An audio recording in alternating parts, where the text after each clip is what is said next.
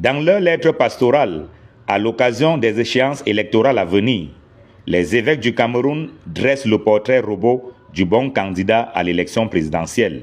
L'intégrité, l'humilité, la modestie et le leadership moral. Ne pas utiliser son pouvoir pour s'enrichir personnellement ou soumettre son peuple. Être capable de sillonner le pays en visitant tout au moins chaque région au moins une fois pendant son mandat. Être capable de comprendre les besoins et les attentes des Camerounais. Les évêques dressent en tout 10 critères à remplir par quiconque souhaite gouverner le Cameroun. Mais afin que l'élection soit libre et transparente, pour la conférence épiscopale nationale, les règles du jeu doivent être claires et acceptées par tous. Le processus électoral est toujours critiqué de manque de transparence, de justice. Nous-mêmes insistons depuis fort longtemps sur la réforme du système d'élection et de financement des campagnes. Mais au-delà des règles du jeu, les évêques dénoncent également des agissements qui décrédibilisent le scrutin au Cameroun. Violence pendant les campagnes. Certains candidats n'étant pas les bienvenus dans certaines circonscriptions.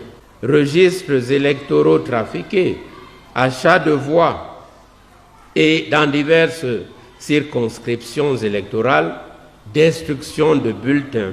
Afin de mettre un terme à ces comportements antidémocratiques, les évêques plaident pour l'établissement d'un code de bonne conduite. Le code de bonne conduite aux élections peut être entendu comme une série de règles de comportement visant à contribuer à la création des conditions favorables à l'organisation d'élections justes, libres, crédibles et transparentes.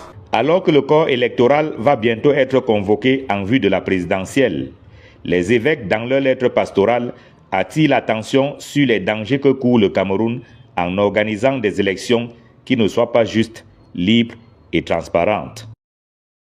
Qu'il y a lieu de libérer le peuple pour qu'il soit lui-même acteur et participant à la construction de son bien-être. Parce que par la décentralisation, le peuple pourra se prendre en charge. Et c'est ce que Jéroboam a décidé de faire avec le peuple du nord d'Israël. Il est clair, mesdames et messieurs, que si vous voulez rester dans la situation qui est celle que nous vivons actuellement, vous allez, comme Madame le maire a dit, récolter ce que vous avez semé. Mais si vous voulez que votre sort change, Dieu ne descendra pas du ciel et autant nous allons faire des prières ici pour la paix, nous ne serons jamais en paix. Nous déclarons avec l'autorité prophétique qui nous a été conférée que Dieu ne laissera pas ce pays sombrer dans le désespoir. Il suscitera certainement des hommes à l'image de Jéroboam, capables de changer la donne et redonner de l'espoir au peuple camerounais.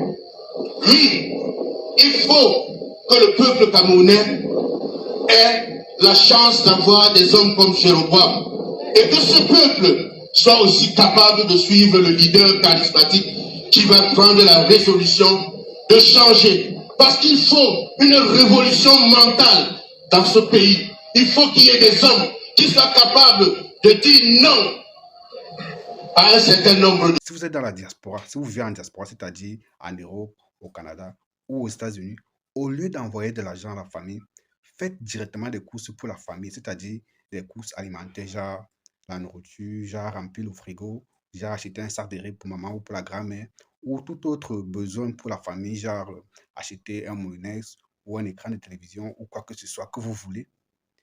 Allez sur Easy Market, faites des courses et nous livrons la famille directement à domicile. Et utilisez mon code promo Patrick237 pour bénéficier jusqu'à 5 € de marchandises offertes. Voilà.